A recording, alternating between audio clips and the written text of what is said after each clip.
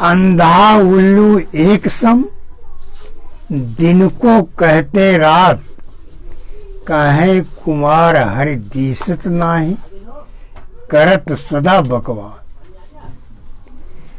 इसी विषय के ऊपर आज सत्संग करना है।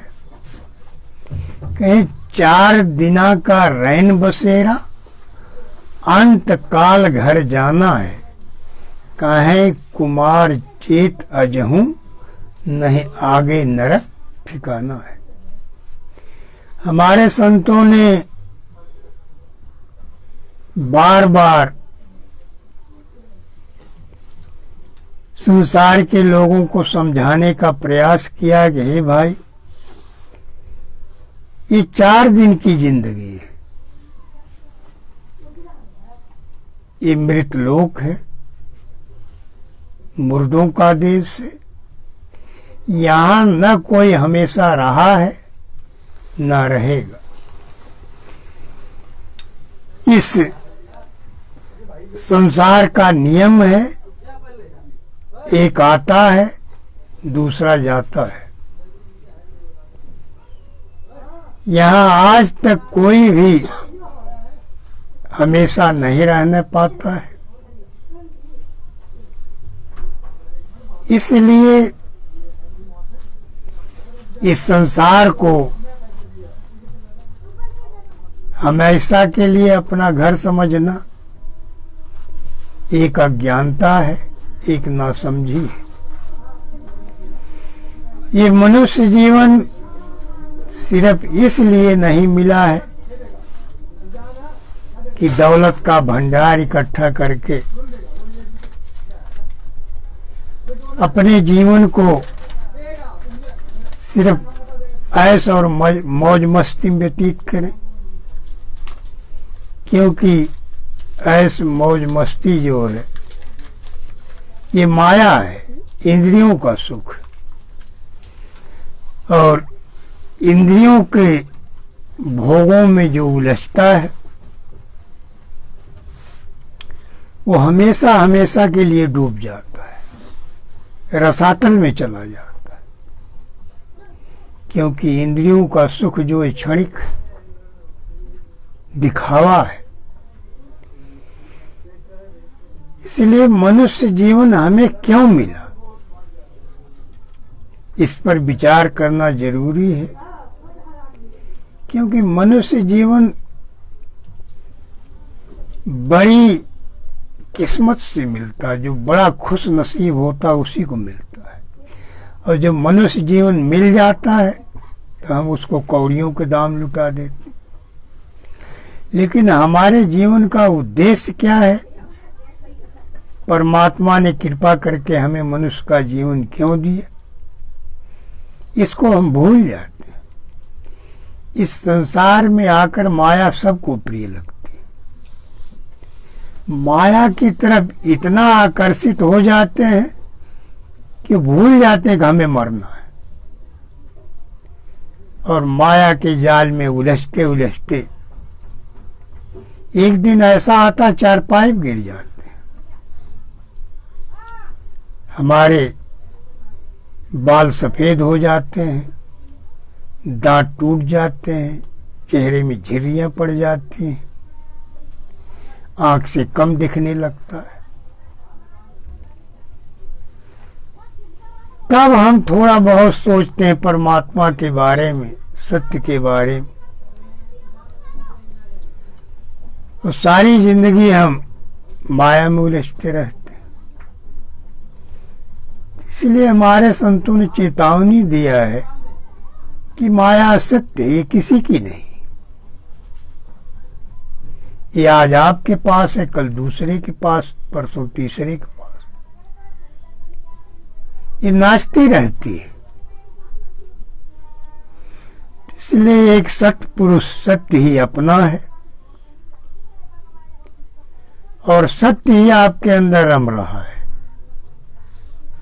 ये शरीर आपका नहीं है। ये नासवान ना जाने कितनी बार आपको मिला और मिट्टी मिल गया। उसी तरह फिर ये अंत में मिट्टी मिल जाए। इसलिए जीते जी मनुष्य जीवन का उद्देश्य पूरा करना है। कबीर साहब ने कहा, बंदे कर ले आप निबेरा, मुझे कहाँ घर तेरा। अब की बार न चेतहु प्राणी, अंत कोई नहीं तेरा। कहें कबीर सुनो भई साधो, कठिन काल का घेर। हमारे सदगुरु ने, संतों ने चेतावनी दिया है कि अपना वो धाम, वो घर जिसका कभी विनाश नहीं हो, कहीं जीते जी देख लो। कहीं यदि नहीं देखा तो काल के पंजे से तुम्हें कोई छुड़ा नहीं सकता। उसके पंजे में जहां गए फिर उसकी कैद में आ गए। 3 लोक तक काल का राज है और हर एक को ऋषि, मुनि, योगी, जति, तपसी, अवतार सबको नाच नचा देता, क्योंकि बहुत प्रबल है। हर एक को किसी न किसी जाल में फंसा देता है और आदमी जाल में उलझते उलझते जिंदगी खत्म हो जाती, लेकिन जाल नहीं खत्म होता। इसलिए काम धंधा करते हुए अपने को पहचानने का प्रयास करिए, अपने को जानिए। आप संसार की सारी चीजें जानने का प्रयास करते हो, जानते भी, लेकिन आप कौन हैं? क्या देखा आपने अपने को? इसका विचार नहीं करते। आप अपना रूप का क्या समझते हैं? शरीर को, जो 5 तत्वों का है, जो मिटने वाला है। लेकिन जो अविनाशी तत्व है इस शरीर के अंदर, जो आपका निज रूप है, उसको आप देखने का प्रयास नहीं करते। इसलिए पहला काम है हमें अपने को देखना, अपने को लखना। सिर्फ मान लेना नहीं कि 5 तत्व और देह जड़, या को नास्तिक जान, या में रमैया जो लखावे सो पारख पहचान। कि काफी लोग सिर्फ मान लेते हैं एक शरीर जड़ है और जो भी इंद्रिया, मन, बुद्धि, चित्त, अहंकार, इसमें से कुछ हम नहीं, ना हम इंद्रिय है, न मन है, न बुद्धि है, न अहंकार है, न शरीर है। सब कुछ छोड़ने के बाद जो बचा है वही सत्य है। लेकिन काफी लोग सिर्फ इस बात को मान लेते हैं कि मानने से बात नहीं बनती, कि अपना निज रूप लखने में आना चाहिए कि वास्तव में जो सत्य है वो क्या है। उस सत्य को देखना जरूरी है, जिसके जाने से कितना भी ताकतवर आदमी हाथ नहीं हिला सकता, न पैर उसके हिल सकते, न बुद्धि काम करती, न मन काम करता, न इंद्रियां काम करती। आखिर वो कौन है जिसके जाने से सब कुछ निष्क्रिय हो जाता? उसको लखना है, देखना है, कि सिर्फ मान नहीं लेना, कि मानने से बात नहीं बनेगी। अब जौहरी है, पीतल है, सोना है, कहो पीतल को सोना मान ले, जौहरी नहीं मानेगा। उसको पहले कसौटी कस के देखेगा। अगर सोना है तो मानेगा, पीतल है तो वापस कर देगा, कहेगा ले जाओ, ये हमारे काम का नहीं। वो कैसे कहता? कसौटी कस के देखता, सिर्फ बातों से नहीं परख लेता सोना। वैसे परखते परखते उनको आइडिया हो जाता अधिकतर, लेकिन गारंटी से तब कहते जब कसौटी कस के देख लेते सोना। वो बातों से नहीं परख करते, सोने की कसौटी होती है।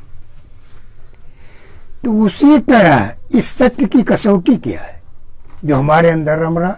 हम कैसे जाने कि हमने वही देख लिया? क्योंकि कोई ज्योति देख के कह रहा सत्य है, कोई ध्वनि सुन के कह रहा सत्य, लेकिन मैं कैसे मान?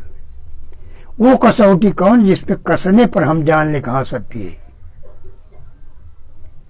कहीं कसौटी होना जरूरी है, इसलिए कहीं भेष देख मत लीजिए, पूछ लीजिए ज्ञान, बिना कसौटी होती नहीं कंचन की पहचान। कहीं सोने की पहचान कैसे होती? कसौटी से। कहीं बिना कसौटी सिर्फ बातों से मान लिया, अगर जौहरी बातों से मान ले तो लुट जाता, क्योंकि लोग नकली चीज दे जाते। लेकिन वो कैसे परखता है अपने रत्नों को? कसौटी कस के, कसौटी कस लेता, जान लेता हाँ माल सच्चा है तो आपको पैसे सही दे देता है। लेकिन बिना कसौटी कसे वो आपको पैसा देगा नहीं। इसलिए बातों से कभी जौहरी कसौटी पैसा नहीं देगा, न कसौटी कसेगा। और अपनी जो कसौटी है रत्नों की, उस पर कस के देख लेगा, तब कहेगा हाँ ये सच्चा है। इसी तरह कबीर साहब ने कहा कि आप गुरु बनाते हैं, कहे उसको कस के नहीं देखते कसौटी, कहे 2 पैसे की हड़िया लेता है जो, ठोक बजा के देखता कहीं टूटी तो नहीं, कहीं सुराख तो नहीं। कहीं कपड़े लेने जाते हैं बाजार में 36 बार उलट पलट के ये दिखाओ वो दिखाओ, देख दाख के तब लेते। कहीं जौहरी के यहाँ जाएंगे सोने की दुकान पर, किसी पहचान वाले आदमी को लेके जाते हैं, कहीं ठगा नहीं जाओ, देख परख के लेते। और कहीं गुरु बनाते हैं तो आंख मूंद के बना लेते, सिर्फ बड़ा बड़ा आश्रम देख के, बड़े बड़े महल देख के। गुरु को भी कसौटी कसना चाहिए, पहले देखना चाहिए कि जिस चीज की मुझे तलाश है वो यहाँ मिल भी सकती है नहीं। सिर्फ बातों में आके मत गुरु बना लीजिए, क्या उसको देखिए परखिए, क्योंकि सत्य को परखना, सत्य को लखना मनुष्य जीवन का मेन उद्देश्य। लेकिन सत्य क्या है इसको जानना जरूरी, नहीं तो आप धोखे में पड़ जाए। और यही वजह आज संसार में बहुत लोग उलझ रहे, कोई ध्वनि में मगन है, कोई ज्योति में मगन है। लेकिन क्या ज्योति सत्य है? क्या ध्वनि सत्य है? ये हमारे संतों की वाणियां पढ़कर उस पर विचार करके गहराई सोचिए सत्य है क्या। क्योंकि अगर सत्य नहीं जान पाए धोखे में रह जाए। जिस तरह कोई पीतल को सारी जिंदगी घर पे रखे रखे सोना समझता रहे, सोना समझता रहे, अंत में जब खास जरूरत पड़े लेके जाए वहां जौहरी फेंक देगा, तो उसकी सारा विश्वास टूट जाएगा। ये तो बड़ा गलत हुआ, हमने सोना समझ के रखा था, आज हमें मुसीबत आई, हम बेचना चाहते थे, आज पता लगाई तो नकली। इसलिए कहीं उसको कसौटी कस पे देखना है कोई चीज सच्ची है या नहीं। अब अभी कुछ लोगों ने सवाल किया है, इनके जवाब में देकर इसके बाद सत्संग के ऊपर आता हूं। एक धनुषधारी यादव जी हैं, इन्होंने विदेह दर्शन की किताब मांगा है। एक अरिंदर सिंह जी हैं, इन्होंने कहा कोई अच्छी पुस्तक हो दीजिए। देखिए आप लोग जिसको भी किताबें मंगाना है, मनीष नाम का एक लड़का है, उसका फोन नंबर फेसबुक पर आप जाएंगे तो मेरी फोटो के ऊपर भी, वहां नीचे भी, को फोन करके आप किताबें मंगा सकते हैं। 8 किताबें मेरी लिखी हुई है, किताबें फ्री है, डाक खर्च अलग लगता है। और एक विनोद दास जी हैं, कबीर पंथी पारक पंथ से, इन्होंने कई सवाल किए। देखिए विनोद दास जी, हमें न पारखपन से ईर्ष्या है, न आपसे न किसी से। लेकिन आप लोग सवाल करते हैं तो मैं जवाब वही देता हूं जो सत्य है। भले आपकी समझ में ना आए, आप ना माने तो आपकी मर्जी है, लेकिन सत्य बड़ा कड़वा होता है। सत्य बोलने से लोगों को ठेस लगती है। लेकिन आप सवाल करेंगे तो जवाब मैं वही दूंगा जो सत्य है। बाकी मैं किसी भी पंथ के ऊपर चर्चा नहीं करता, लेकिन आप लोग बार बार सवाल करते हैं, इसलिए मजबूरन मुझे जवाब देना पड़ता है। इसलिए देखिए विनोद दास जी, आपने बहुत कुछ लिखकर भेज दिया है। इस तरह सब लोग लिखते रहें तो हम तो सबकी बात पढ़ ही नहीं पाएंगे। बहुत मामूली 1-2 लाइन का सवाल हो तो वो कर सकते हैं। रामायण पढ़ने का टाइम हमारे पास नहीं होता। और देखिए कबीर साहब ने और भी संतों ने कहा कि पोथी पढ़ी पढ़ी जगमुआ, पंडित भयान को, और 2.5 अक्षर प्रेम का पढ़े सो पंडित हो। कि पोथी पढ़ते पढ़ते ना जाने कितने इस दुनिया से चले गए, लेकिन सत्य को नहीं पहचान पाए। और आप लोगों का भी वही है कि सब बीजक रट लो, साखी ग्रंथ रट लो। रटने से कुछ नहीं होने वाला। कहीं तन शोधो मन बस करो, यही बात है तन। काहे को पढ़ पढ़ मरो, कोटिन ज्ञान ग्रंथ। कहे तन और मन का शोधन करना है, तन और मन को निर्मल बनाना। किताबें पढ़ने से कुछ होने वाला नहीं।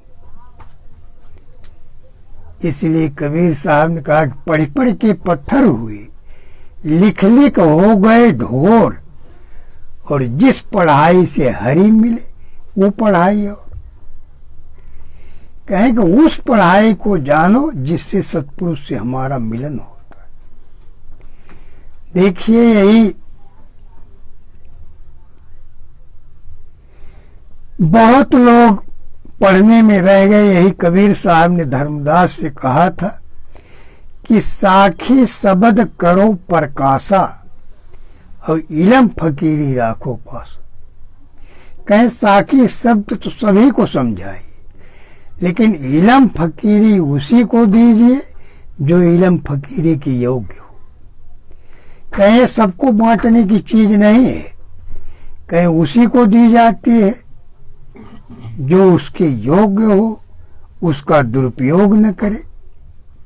क्योंकि इलम फकीरी ऐसी है जिससे आप चमत्कार दिखा के सारे संसार को चकित कर सकते हैं, हैरान कर सकते हैं। लेकिन इलम फकीरी आत्म कल्याण के लिए, चमत्कार दिखाने के लिए नहीं।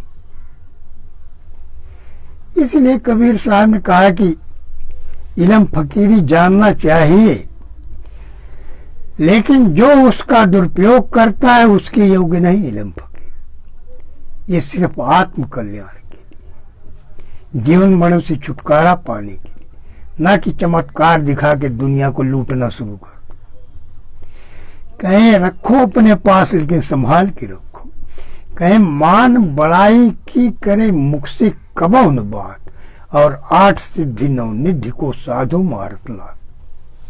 कि जो साधु मान बड़ाई में नहीं रहता, रिद्धियां सिद्धियां उसकी सिफारिश करती, महाराज मुझे सेवा का अवसर दो, ये साधु डांट के भगा देता। लेकिन जो पाखंडी है वो रिद्धि सिद्धि का चमत्कार दिखा के लोगों को तमाम पैसे ऐंठना शुरू कर देता। लेकिन कबीर साहब को ने ऐसे लोगों को संत नहीं माना। उन्होंने कहा तो पाखंडी है, जो लोगों को गुमराह कर रहे हैं, धोखा दे रहे हैं। इसलिए इलम फकीरों को जानना है, लेकिन उसका दुरुपयोग नहीं करना। इसलिए देखिए विनोद दास जी, आज का विषय जो मैंने लिखा है कि अंधा उल्लू एक सम दिन को कहते रात, कहें कुमार हर दीसत नाही करत सता बकवास। आपने सोच लिया कि मैं आपको कह रहा हूं। देखिए, मैं किसी एक को नहीं कहता। मेरा संदेश पूरे समाज के लिए होता, पूरे संसार के लिए होता, एक के लिए नहीं होता। मैंने उन लोगों को संदेश दिया जो परमात्मा को कल्पना कहते, चाहे वो किसी भी पंथ का हो, किसी भी धर्म का हो, कहीं का रहने वाला हो। लेकिन आपने समझ लिया कि मैं आपको कह रहा हूं। इसलिए हमारे बुजुर्गों ने कहा, चोर की दाढ़ी में तिनका। चोर पहले शक कर जाता है, और इसीलिए चालाक पुलिस वाले पहचान जाते हैं काफी आदमियों के बीच में एक चोर यही है। इसलिए आपने वो बात कर दी। देखिए, मुझे किसी से भी ईर्ष्या नहीं है, ना ही किसी से जलन। मैं तो सिर्फ साहब का संदेश सुनाता हूं। वो आप माने ना माने आपकी मर्जी है, मेरी तरफ से कोई जबरदस्ती नहीं। विनोद दास जी, आपने पहले भी कहा था कि प्रश्न करने वाला आत्मा सत्य है। मैंने पहले भी जवाब दिया था कि आत्मा कभी प्रश्न नहीं करती। आप पहले समझिए आत्मा है क्या। प्रश्न सिर्फ मन करता है, पहले ही बताया था मैंने। आत्मा कभी भी प्रश्न नहीं करती, ना ही उसको कुछ जानने की जरूरत है। आत्मा सब कुछ जानती, मन भ्रमित है, मन भूला हुआ जानती है। और आत्मा, देखिए, आप कभी भी गलत काम करने जाएंगे, झूठ बोलना, हेरा फेरी, कोई भी, तो मन तो कहे कर लो, कोई देख नहीं रहा, यहां है नहीं कोई, पैसा रखा उठा लो। लेकिन आत्मा कहेगी नहीं, ये गलत, ये अन्याय है, दूसरे की दौलत हड़पना गलत। वो हटोक लगाएगी, ठीक नहीं है। लेकिन मन कहेगा कर लो। मन धोखा देता, विचलित करता, लेकिन आत्मा हटोक लगाती, ये ठीक नहीं, वही रोकती है। लेकिन जो गलत करते करते आदी हो जाता, फिर आत्मा हटोक लगाना बंद कर देती। लेकिन जो पहली बार गलत करता है, आत्मा बार बार धिक्कारती, उसको रात में नींद नहीं आई कि कैसे गलत काम कर दिया मैं। लेकिन जो करते करते आदी बन जाता, फिर आत्मा धिक्कारना बंद कर देती है। इसलिए आत्मा कल्याण चाहती, इसलिए आपको चेतावनी देती, गलत काम मत कर, ये धोखा है, ये बेईमानी है।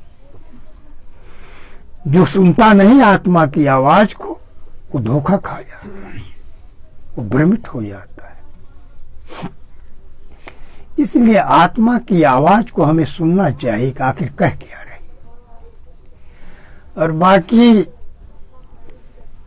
आपने नूर के बारे में कहा है। देखिए, नूर की चर्चा किया कबीर साहब, लेकिन आगे क्या कहा ये भी आपने पढ़ा, या सिर्फ ABCD सुन के आप रह गए। कबीर साहब ने A से लेके Z तक की पढ़ाई कहा, लेकिन आप सारी जिंदगी ABCD पढ़ते रहे।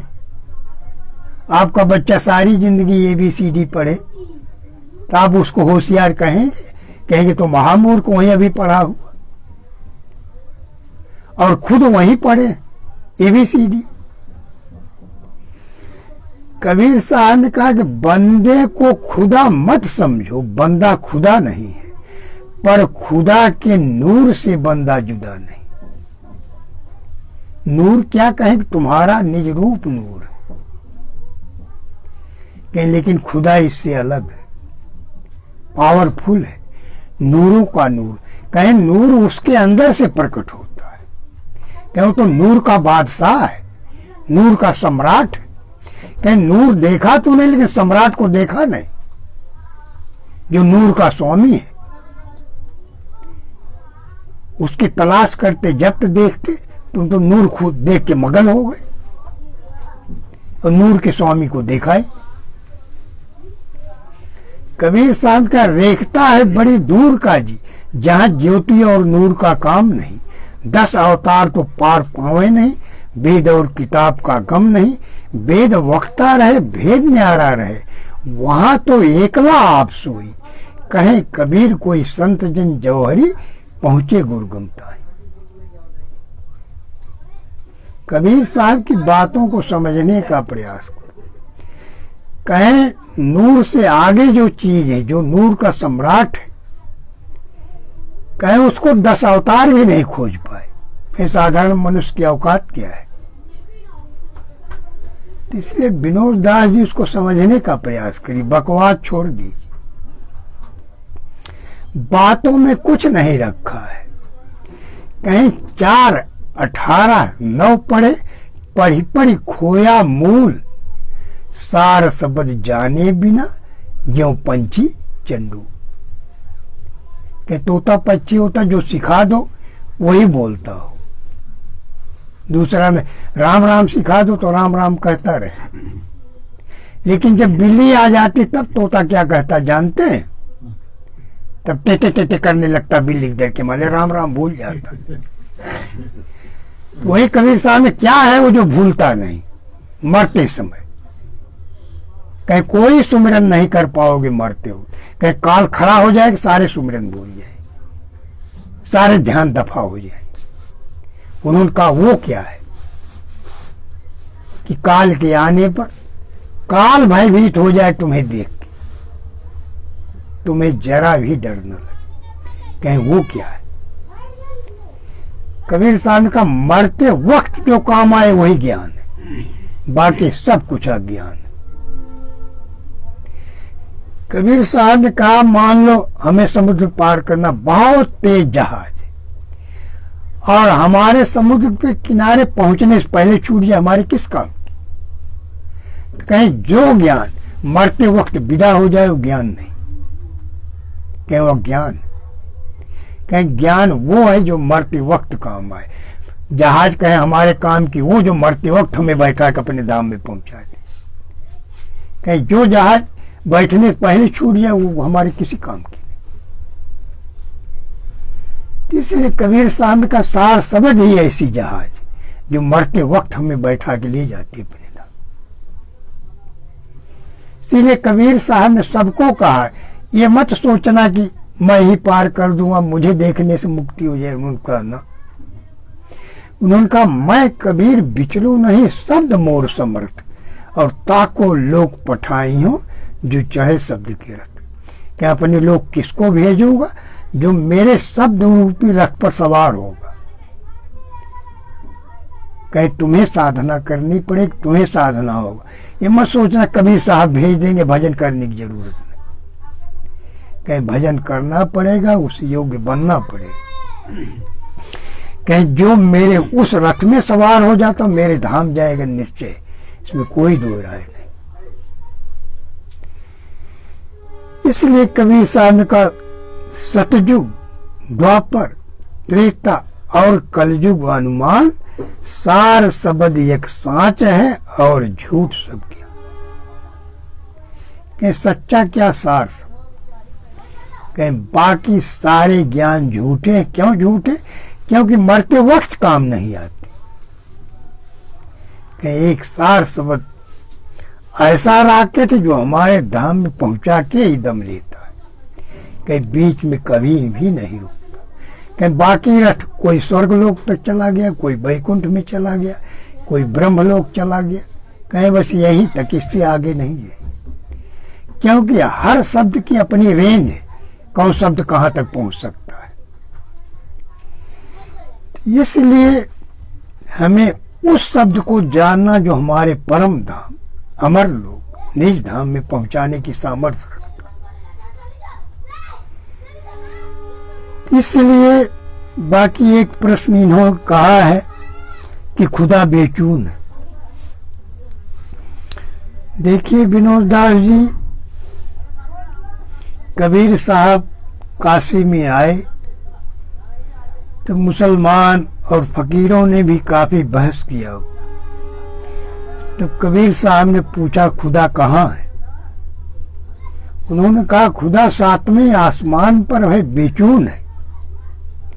बेचून का मतलब होता है जिसका न कोई रंग है, न रूप है, न आकार, जो इस आंख से देखा नहीं जा सकता। तब कबीर साहब ने कहा तो उस बेचून का भी कोई नमून है, देखा आपने? कहीं जब देखा नहीं, जाना कैसे बेचून है? कि देखने के बाद ही तो आदमी को पता लगे कि वो बेचून है या नहीं। क्यों तो आपने मान लिया बेचून है, क्या गारंटी बेचून जब देखा ही नहीं आपने?